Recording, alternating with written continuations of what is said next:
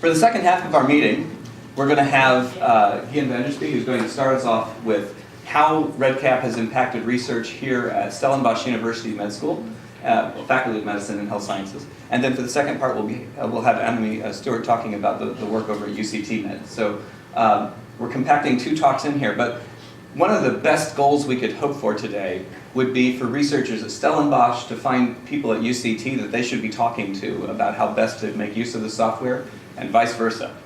So finding a friend who's working in the same space at the other university would be a really great goal for all of us. So I'm glad that Paul has given us an excuse to bring everyone together to make that happen. All right, so I think of Gian in a lot of respects as the go-to guy. I need to do some work on a computer, he's got the toolbox. You know, I need some RAM for that laptop to make this job go, he probably has some squirreled away. And I'm also really grateful that I get to work with him as a colleague in the South African Tuberculosis Bioinformatics Institute initiative. He is a sharp guy, and when my crusty R statistics skills come into conflict with reality, he's always the one to drag me back. So I really appreciate him. So Professor Van der Spuy, give us the best. I deny that I am the IT guy.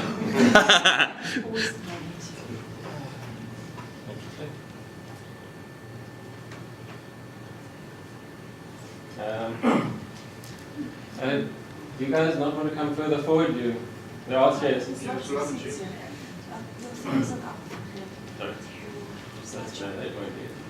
Sorry. All right, so just for those who don't know me, my background is in molecular biology, biochemistry, and I kind of drifted into the IT side of things and the informatics side of things as it was needed, because nobody else here was doing that sort of thing at the time. Now we're very privileged to have people like Dave and Gerard Tromp, who've joined us both fairly recently, who are experts in bioinformatics, and so I'm learning a hang of a lot from them. So coming in, Space rocket then. So, REDCap Stellenbosch. Well, I arrived here when about 18 years ago in this department, and at that time people, as is the case in many places, were using spreadsheets, and some of them still are. We try to beat them over the head, but occasionally they listen. The really advanced ones were using Access databases, and very primitive ones, admittedly, but at least it was some sort of database. And as the department was small then, now it has grown to almost 200 people, almost all of them working on TV. And it was absolutely essential to get some sort of infrastructure in place that people could manage their data properly. So, getting involved with one particular group in this division, the immunology group, which does a lot of clinical work. One of their needs was a system to manage their data and their projects. So I was keen on programming. I hadn't had very little training in programming, but I got into it, and I started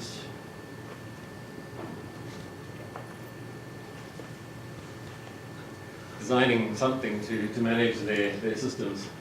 That's interesting. A picture. That's so dark that it's not going to come up there. That is actually the picture of our server.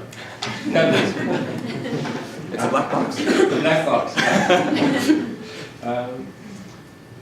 So it's quite old now.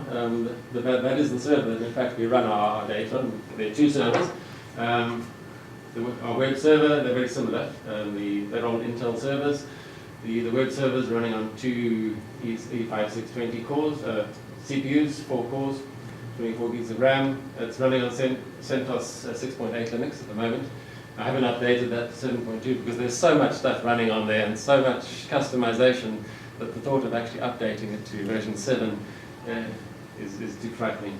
Our database server, which is connected, so the database server is disconnected from the internet. The web server is accessible from outside our institution. running one CPU with 6 cores, slightly better CPU than that, same amount of RAM, and that's on the latest version of CentOS. So, this is pretty good.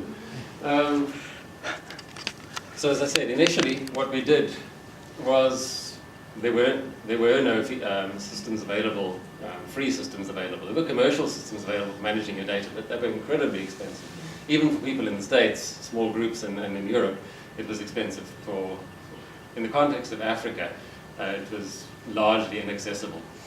So we wrote our own. And this is an example of one of the systems I wrote. And they were custom designed systems for particular projects.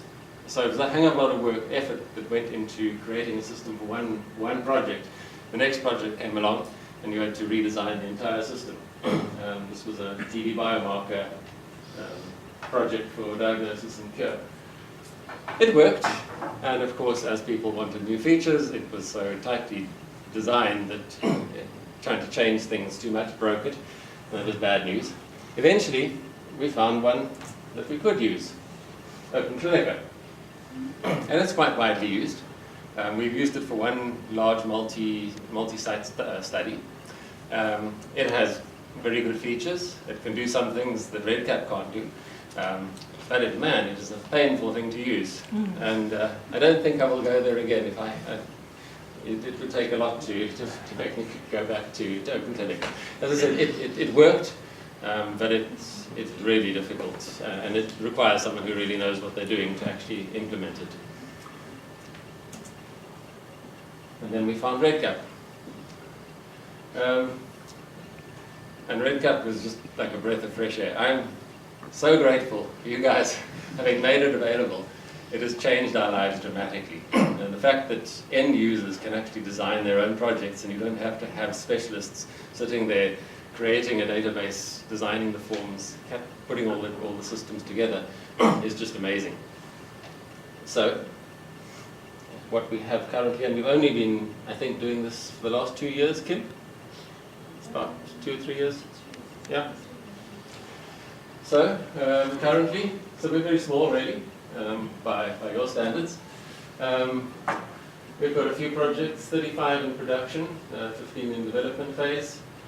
38 of those projects are research-based, 7 operational, and 5 are listed as quality improvement. I don't even know what most of these projects are, which is just an example of how hands-off it is for the administrator. The fact that people can go and design their projects, build them, and I don't even need to know about them. 20 of those projects are longitudinal, and it seems that 3 of them at the moment are using the mobile app, which is great. I think one of them that I know of is actually using the randomization system as well. That's one of our internal projects. So not all of these projects are internal to our division, because what happened was that other people got to hear about it, and they said, well, can we do it too? And so we said, well, yes, but you've got to set up your own server. And they said, well, we don't know how to do that. So we said, fine, use ours until IT comes around to the party and sets up an institution-wide version of REDCap implementation, which I believe is still going to happen. It's I see the smile back there. I hope it's going to happen because I'm getting a bit nervous about being responsible for everyone else's data. However, okay, so that's just a few more stats. Data collection instruments, number of records in our system at the moment, 10,000. Not a huge amount of data, but 1.9 gigs in the MySQL database, and 1.2 gigs of files. So, as I said, other people wanted to use our system as well, so we said okay, and we made that available for free. So we have at the moment 218 registered users around the faculty, 163 of them are active, and these are Stellenbosch. The groups highlighted in purple are the Stellenbosch users. We also have users from outside who are collaborators of people within the Stellenbosch groups. People from some of our collaborators from Africa, that one is in Ethiopia. We've got MRC in Gambia, Uganda. some people in the Tygerberg Hospital, and UCT, SAPI at UCT, and we've even got a user from Vanderbilt. I'm not sure who that is.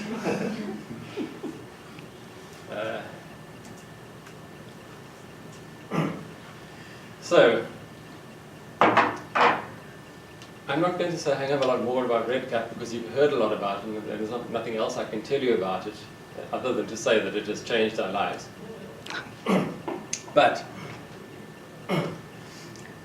you probably know by now what REDCap can do, and the fact that its features are being expanded at such a rapid pace is amazing and fantastic for us. But there are still things that we need that it can't do, and perhaps some of them are things that it will never and perhaps should never do, but are still necessary. So what we did, and what we needed, was a system to manage the rest of the project. Printing schedules, which I don't know that, at least not in the format that we need, I don't know that REDCap can do that. Barcode labeling of samples and CRFs, if you're using paper, anything physical. Freezer management, storage, sample storage management.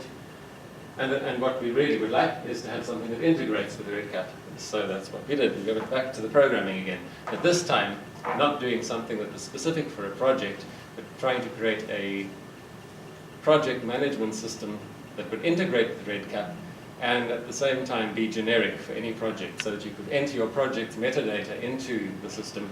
It would create the structure for your project, and then you could manage your project, manage all these aspects of your project, and have that tie into REDCap directly. And the REDCap plugin system, which Paul mentioned, was ideal for that. So sorry that this has all come out so dimly on the projector. But this is, in fact, our project management plugin system, done as a plugin running inside REDCap. This is now version 3. It's still very much in development, but actually being used by, I think it must be 5 or 6 projects at least. And we've recently got the Desmond Tutu TV Centre, with Rory sitting at the back there, to load that on their system as a completely independent installation of REDCap with our plugin to see how it goes with somebody else trying to use it and implement it. So what does it do?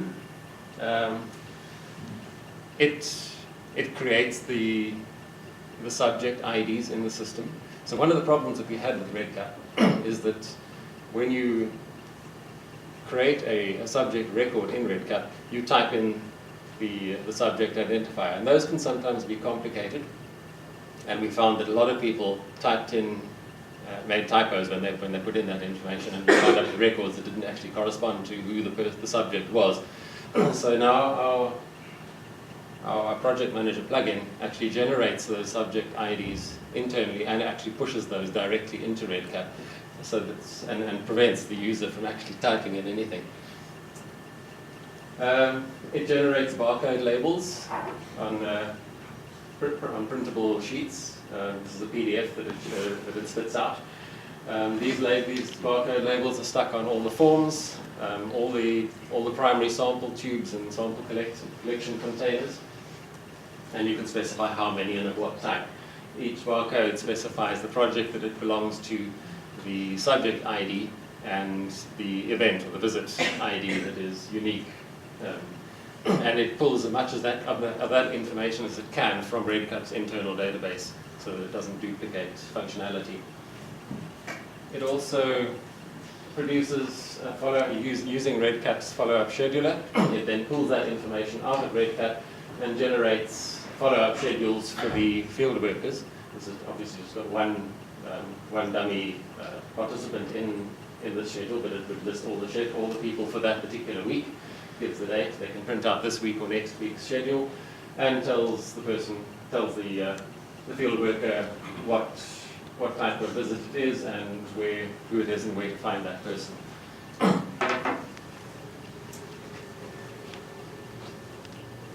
So one of the questions I had for Paul was managing arms.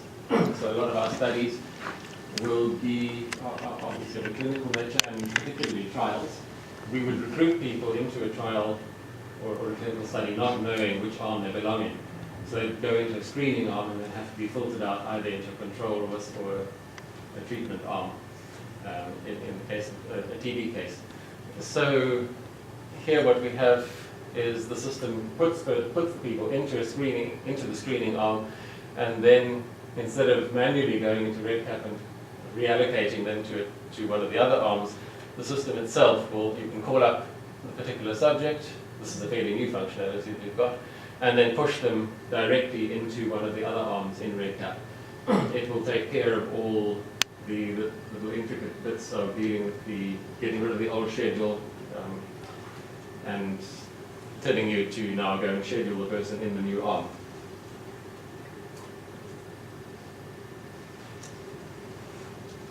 So, sample registrations, I mentioned sample management. So we've got our subject, and we've collected the samples, primary samples.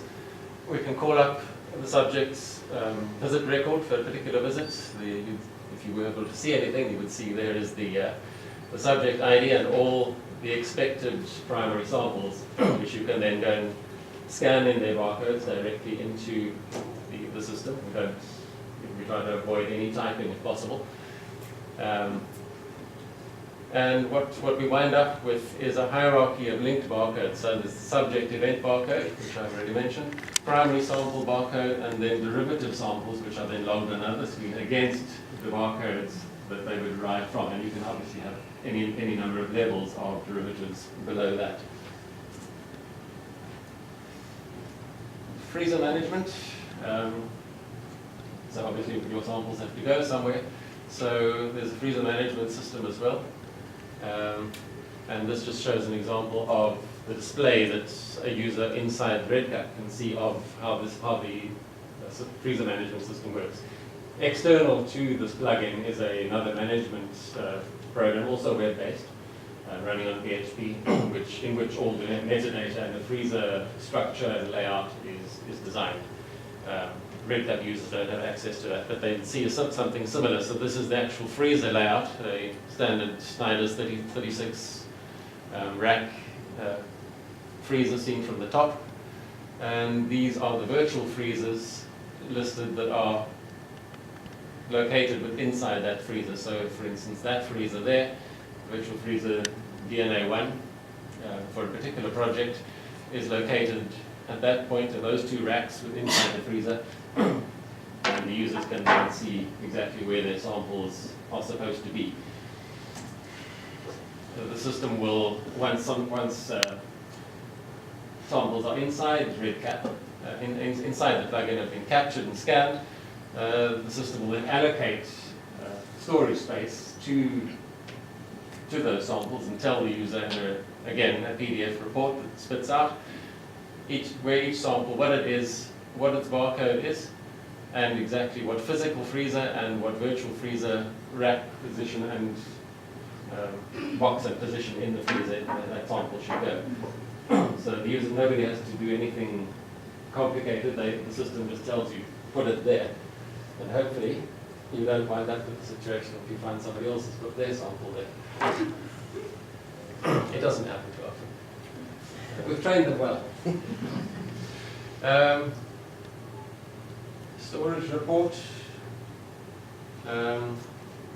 This is just a feature inside the plugin which tells you, for that particular project, the entire structure of all your storage, so all the virtual freezers, the sample types, physically where they are, and then how much space there is allocated to that sample and how much space is being used and how much space is left, so they can get a report of what the status, a manager can get a report of the status of the system. Sample retrieval, obviously that's very important. So here you can specify a list of subject IDs.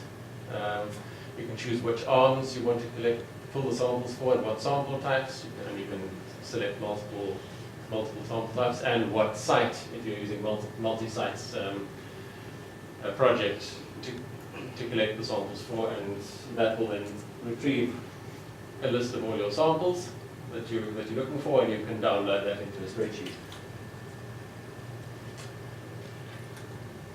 sample shipping, obviously that's a big thing if you're collaborating, and a number of our projects are multi-site, as I mentioned. So we've got collaborators around Africa and in Europe and the States.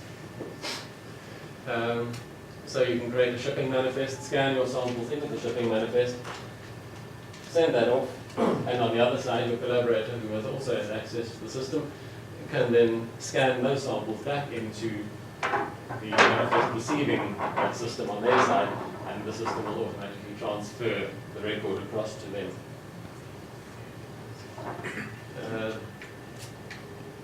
Progress monitoring, again, for the management side of things, this is just a list of all the subjects in the particular project, all the events, and if there are multiple arms, you will see subjects duplicated, so one, the screening arm and then the follow-up arm just below it. All the events and the codings of the various statuses of those arms, whether they're pending, whether they've been done in green, whether they're late in dark green. And if you click on one of these events, you can see all the samples listed that have been collected for that event and what sort of state they're in, whether they've been logged, whether they're in storage, whether they've been used or transferred somewhere else. So that's pretty much where we are at the moment.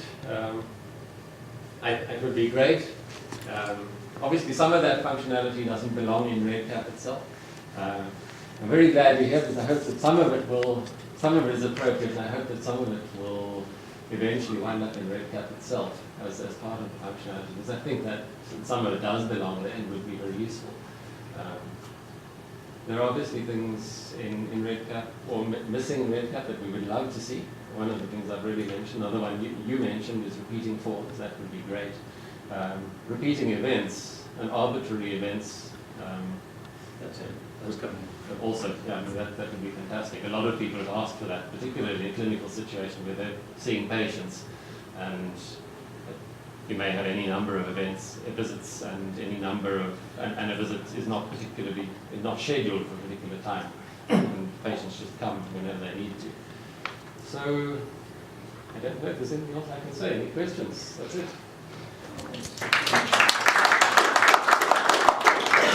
Thank you. Can I suggest, Paul, you visit a lot of sites, you've seen a lot of people making use of REDCap in different environments. How does this correspond to the customizations you've seen at other sites? It's really cool. So, as I mentioned, sometimes I realize people are out REDCapping this evening, thinking about really innovative ways. So I think we can learn quite a bit from you at Vanderbilt. I love sort of the overall portfolio package that you put together. I've got notes myself. I mean, I know groups that have done sort of freezer management using REDCap with maybe a plugin, but not this sort of all-inclusive, holistic approach that you've taken. So it's really, really great. I'm hoping, there was one piece that you said about the randomization, sort of switching the arms. It gave me kind of an idea that, hey, maybe this wouldn't be as difficult as I thought. So I'm hoping that maybe we could get your slides. Sure. And if you could help us maybe think through a couple of the concepts that you've done there, as well as the logic, then that might very well escalate us moving that piece forward. Because it's the way that you've solved it seems maybe not as difficult as, maybe you've come up with a more clever way to think about it than we have. So that would be great. Sure. Love to help. Perfect. Thanks. Really, really nice work. Will you please share the lab with some of our people, because most people don't have you in their department who will program this for them. So what we've done so far, as I said, we've made that plugin available on a limited basis to people who are using our system. Some of the people within our division, we had access to it if they wanted. A few people outside of our division, but within the faculty are using it as well, who are running on our system. Because it's in development and there are always, it's a complex system, and we try to make it foolproof, but it's never completely foolproof, and there will always be someone who will do something that will screw up your system. Someone will break it. It doesn't happen very often, which I'm very pleased to say, but occasionally it needs intervention, and there's a limited amount of time that I can spend on helping people fix something that they've done wrong. We've tried to make it as much as possible the case that you can fix it yourself. So if you log a sample incorrectly, you can unlog it and redo it, that sort of thing. For the moment, the only people we've given it to external to our own system is Rory, downstairs in pediatrics in Desmond Tutu. Yeah. And we'd love to make it available to other people. But then, as Paul said, making your plugin available to other people, there's a limited amount of support that I can give. If you're prepared to take it on and live with any deficiencies that you come across, sure. Cool.